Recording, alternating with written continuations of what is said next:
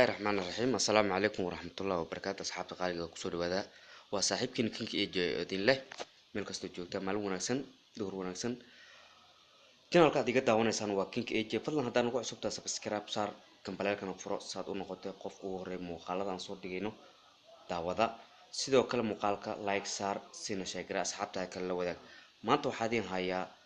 صبر كان مقال إذا موضوعات جدا ورجويته أو حر gabdhaha xirtaan saad la socotaan rajooyinka waxa xirto gabdhaha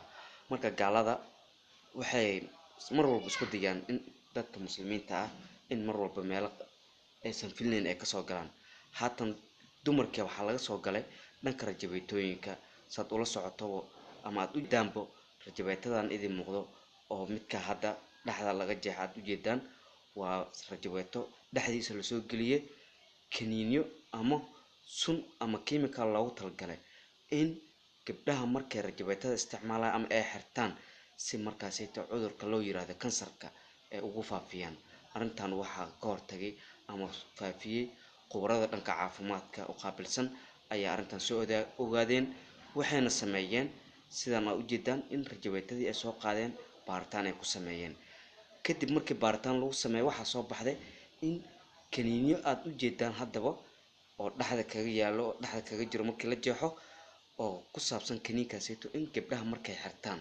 oo cudurka kansarka naasooda ku beero si markaasito oo cudurka ugu faafo jirkooda xididkooda dhan uu la qabsado marka fadlan waad la socotaan gaalada meel walba ay joogaan muslimiinta dhan walba kala dagaalamaan fadlan muuqaalkan marka daawada like saar siina sheekare asxaabtaada kala wadaag in Allah inta muslimiin meel kasto joogan gaarsi si ay ula socdaan macnaha qatarta kaga imaan karta gabdhaha muslimiin ahaan gabdhaha Soomaaliyeed ee aan khibrad u lahayn aan waxba ka ogeyn rajooyinka faa'iidada ay leeyihiin ama khasaaraha ay leeyihiin dabcan gabdhaha Soomaaliyeed way iska xirtaan suuqa ka soo gadaan xaafadda la imaadaan way gistaan ayagoo wiliba ka raadinaya inuu yahay fashion ama jirka dhisaayo ama yahay shay marka jirkaaga qaybta hore naasaa qurxinay dabcan waxaan dhigi lahaa waxaas waxba kama jiraan qof walba jirkeedu Ilaahay sidoo u soo dhigay waa inuu ahaada marka fadlan channelkan hadaad nagu cusubto subscribe saar kambalelka furo muuqaalkan like saar siina sheekare waad ku mahadsantiin inta daawatay wassalaamu calaykum waraxmatullaahi wabarakaatuh